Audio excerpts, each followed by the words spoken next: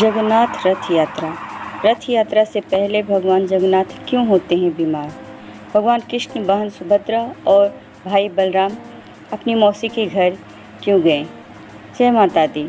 आप पे माता रानी की कृपा हमेशा बनी रहे और आप हमेशा खुश रहें और दूसरों को भी खुश रखें।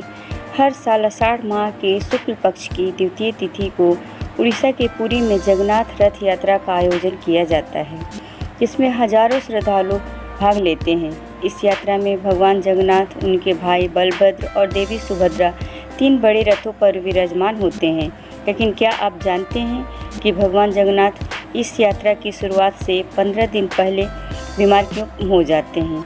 इसके पीछे क्या कारण है और इससे जुड़ी पौराणिक कथा क्या है?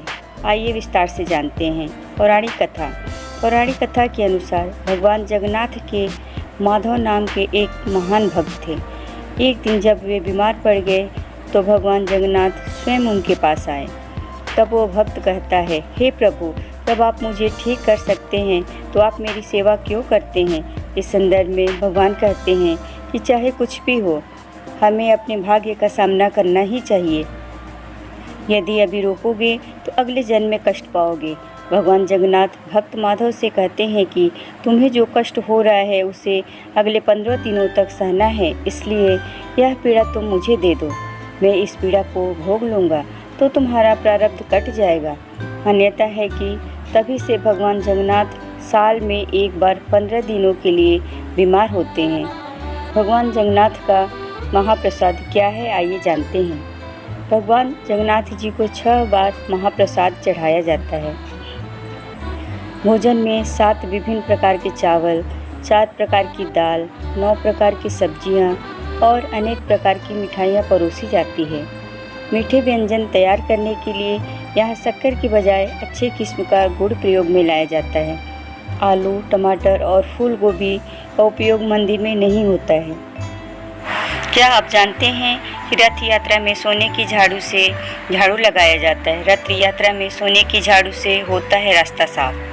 तीनों रथ के तैयार होने के बाद इसकी पूजा के लिए पुरी के गजपति राजा की पालकी आती है। इस पूजा अनुष्ठान को छर पहरनरा नाम से जाना जाता है। इन तीनों रथों की वे विधिवत पूजा करते हैं और सोने की झाड़ू से रथ, मंडप और यात्रा वाले रास्ते को साफ करते हैं। क्या आपको इस विषय में पता था? कमेंट में ज़रूर बताएं। हर साल आषाढ़ मास की द्वितीय तिथि को भगवान जगन्नाथ अपने भाई बलराम और बहन सुभद्रा के साथ अपनी मौसी के घर जाते हैं।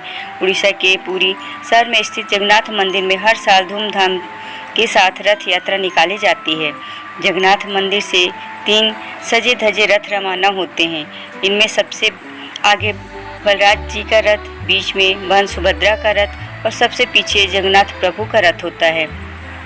पद्म पुराण के अनुसार भगवान जगन्नाथ की बहन ने एक बार नगर देखने की इच्छा जाहिर की थी। तब जगन्नाथ जी और बलभद्र अपनी बहन सुभद्रा को रथ पर बैठाकर नगर दिखाने निकल पड़े।